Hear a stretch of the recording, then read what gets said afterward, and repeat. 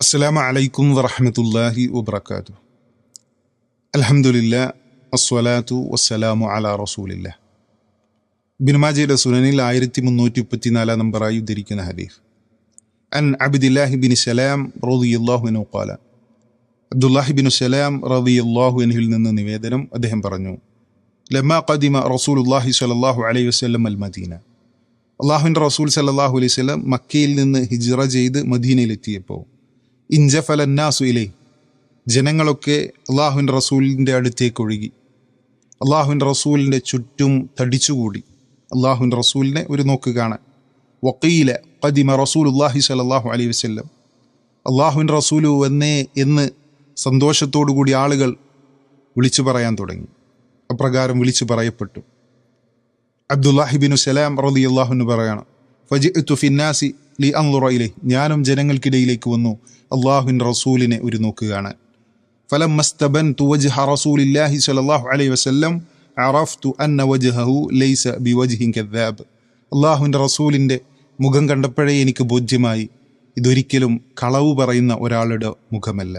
വകാന അവ്വലു ഷൈഇൻ തകല്ലമ ബിഹി അൻ ഖാൽ, ഒന്നാമതായി അള്ളാഹുവിൻ്റെ റസൂൽ ഞങ്ങളോട് പറഞ്ഞത്, ആദ്യമായി അള്ളാഹുവിൻ്റെ റസൂൽ ഞങ്ങൾക്ക് നൽകിയ ഉപദേശം, യാ അയ്യുഹന്നാസ്, ഈ മനുഷ്യരെ, അഫ്ഷു സലാം, നിങ്ങൾ സലാമിനെ പ്രചരിപ്പിക്കും, നിങ്ങൾ സമാധാനം പ്രചരിപ്പിക്കും, പരസ്പരം സലാം പറയുന്ന ആളുകളായി നിങ്ങൾ മാറി. വാതഇമു തുആം, മറ്റുള്ളവരെ ഭക്ഷിപ്പിക്കിൻ. വസിലു അൽ അർഹാം, കുടുംബബന്ധം ചേർക്കിൻ. വസല്ലു വന്നാസു നിയാമൻ, ജനങ്ങളൊക്കെ ഉറങ്ങുമ്പോൾ എണീറ്റ് നമസ്കരിക്കിൻ. തദ്ഖുലുൽ ജന്നത ബിസലാം, എങ്കിൽ നിങ്ങൾക്ക് സമാധാനത്തോടുകൂടി സ്വർഗത്തിലേക്ക് കടന്നു പോകും. അള്ളാഹുവിൻ്റെ റസൂൽ സല്ലല്ലാഹു അലൈഹി വസല്ലം മക്കയിൽ നിന്ന് മദീനയിലേക്കുള്ള ആ ത്യാഗോജ്ജലമായ ഹിജ്റയുടെ യാത്രക്കൊടുവിൽ മദീനയിലെത്തി. മദീനക്കാർക്ക് ആദ്യമായി നൽകുന്ന 4 ഉപദേശങ്ങളാണ് ഈ ഹദീസിലുള്ളത്. ആ 4 പുണ്യങ്ങൾ നമ്മൾ നമ്മുടെ ജീവിതത്തിലേക്ക് ചേർത്ത് പിടിച്ചാൽ സ്വർഗത്തിലേക്ക് സ്വസ്ഥമായി നമുക്ക് കടന്നു പോകാൻ സാധിക്കുമെന്നുകൂടി അള്ളാഹുവിൻ്റെ റസൂല് അതിനോട് ചേർത്ത് പറഞ്ഞു. അപ്പം അതിലൊന്നാമത്തേത് സലാം പറയല.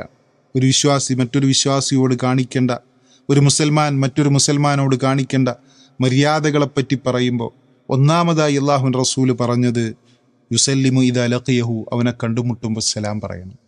അങ്ങനെ ഒരാൾ നമ്മളോട് സലാം പറഞ്ഞാൽ ആ സലാം മടക്കുക എന്നുള്ളത് നിർബന്ധമാണ്. അതുപോലെ രണ്ടാമതായി അള്ളാഹുവിൻ്റെ റസൂല് പറഞ്ഞത് മറ്റുള്ളവരെ ഭക്ഷിപ്പിക്കലാണ്.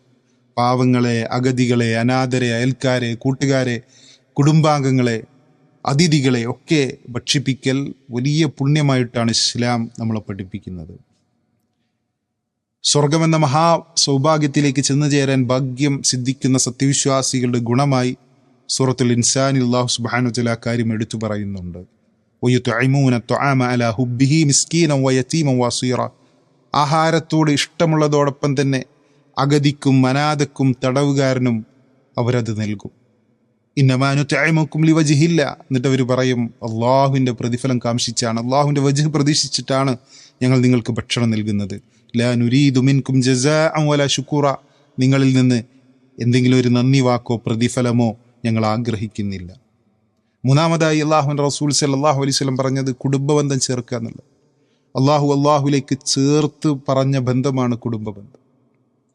എന്നിട്ട് അള്ളാഹു പറഞ്ഞു, ആരെങ്കിലും കുടുംബബന്ധം ചേർത്താൽ അവനുമായുള്ള ബന്ധം ഞാൻ ചേർക്കും, ആരെങ്കിലും കുടുംബബന്ധം മുറിച്ചാൽ അവനുമായുള്ള ബന്ധം ഞാനും മുറിക്കും. പ്രിയമുള്ളവരെ, അള്ളാഹു സുബ്ഹാനഹു വ തആല നമ്മളുമായുള്ള ബന്ധം മുറിച്ചാൽ പിന്നെ എങ്ങനെ ഈ ദുനിയാവിലും പരലോകത്തും നമുക്ക് സ്വസ്ഥത ലഭിക്കും, മോശം ലഭിക്കും, വിജയം ലഭിക്കും?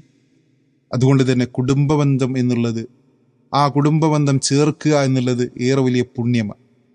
നാലാമതായി അല്ലാഹുവിൻ്റെ റസൂല് ഈ ഹദീസിൽ നമ്മളെ പഠിപ്പിക്കുന്ന പുണ്യം, രാത്രി എല്ലാവരും ഉറങ്ങുമ്പോൾ എണീറ്റ് നമസ്കരിക്കണം, തഹജ്ജുദ് നമസ്കരിക്കണം. സത്യവിശ്വാസികളുടെ ഗുണമാണത്.